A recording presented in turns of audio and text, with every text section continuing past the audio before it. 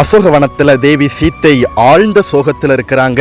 அப்போ அங்க வந்த திரிசடை மகளை சீதா ஏன் இத்தனை சோகமாக இருக்கிறாய் என்று கேட்கிறாங்க.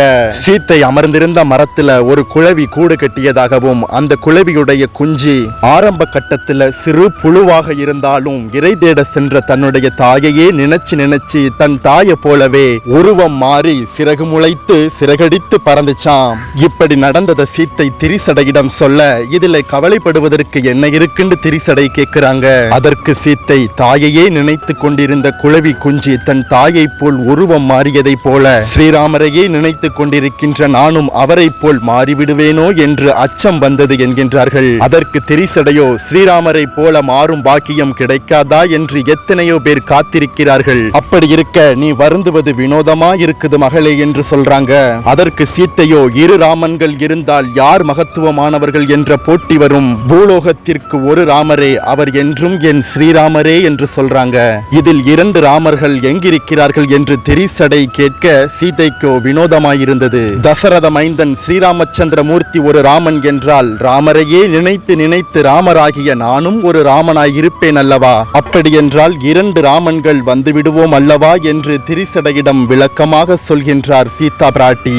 அதற்கு சத்தமாக சிரித்தபடி திரிசடை இப்பொழுதும் ஒரு ராமன் தான் என் கணக்கில் இருக்கின்றார் என்று கூறுகிறார். தேவி சீத்தைக்கோ எதுவும் விளங்கவில்லை. விளக்கமாக விளக்கி கூறுவாயாக என்று வினவ திரிசடை சொல்ல ஆரம்பிக்கின்றார். ராமன் மீது நீ கொண்ட உண்மையான அன்பை மட்டும் மனதில் நிறுத்தினாயே மகளே, ராமன் உன் மீது கொண்ட அன்பினை மறந்தாயோ என்று கேட்கின்றார். உன்னுடைய இந்த எண்ணம் கற்பனையேயாகும், இது நிகழ்வதற்கு சாத்தியமல்ல.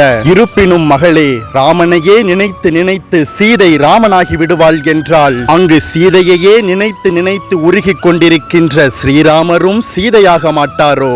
இருவரும் அன்பில் ஒருவருக்கு ஒருவர் சளைத்தவர்கள் இல்லை. அதன் அடிப்படையில் இங்கு சீதை ராமனானால் அங்கு ராமன் சீதையாவார். எனவே என் கணக்கில் என்றும் ஒரு ராமரே, அவரும் என் மகளாகிய சீத்தை உன் இதயத்தை கவர்ந்த ஸ்ரீராமரே என்று தன் விளக்கத்தை முடிக்கின்றார் திரிசடை. இதை கேட்ட சீதா பிராட்டிக்கு ஒரு கணம் உலகமே இருண்டு மீண்டது. என் அன்பை மனதில் வைத்து என்னவரின் அன்பினை துச்சமாய் நினைத்தேனோ, இல்லை என்னவரையே நினைத்து இந்த உலகத்தையும் மறந்தேனோ? இந்த திரிசடைக்கு தோன்றிய எண்ணம் என் சிந்தையில் உதிக்கவில்லையே என்று தன் மனதிற்குள் எண்ணி விளக்கம் கொடுத்த திரிசடைக்கு நன்றி கூறி அகிலத்திற்கு என்றென்றும் ஒரு ராமரே, அது அந்த நாராயணரின் திருவுருவாகிய ஸ்ரீராமரே என்று எண்ணி ஸ்ரீராமர் இருக்கும் திசையை நோக்கி வணங்கி ஜெய் ஸ்ரீராம் என்று சீத்தையும் வணங்குவாராம்.